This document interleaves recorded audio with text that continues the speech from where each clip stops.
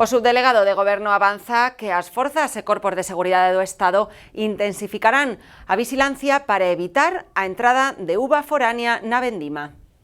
O subdelegado do Goberno en Ourense, Emilio González Afonso, mantivo unha reunión de coordinación para o control de entrada de uva foránea en coincidencia co inicio da vendima, con representantes da Delegación Territorial da Xunta de Galicia, das Forzas e Corpos de Seguridade e dos Consellos Reguladores das Denominacións de Orixe da provincia, entre eles Juan Manuel Casares Gándara, da DEO o Ribeiro. Na xuntanza realizouse unha valoración positiva das actuacións levadas a cabo polas forzas de seguridade na campaña do ano pasado, na que non se registraron incidencias graves en canto ao uso fraudulento de uva foránea. Os representantes na reunión coincidiron en afirmar que controlar o emprego de uva permitida por cada Consello Regulador é un dos puntos fundamentais para garantir a calidade dos viños. Por iso, articularase unha maior coordinación e información entre as corpos de seguridade do Estado e os responsables dos Consellos Reguladores das 4 denominacións e, así mesmo, intensificarase a presenza física de asentes, o control de vehículos e a vigilancia nocturna.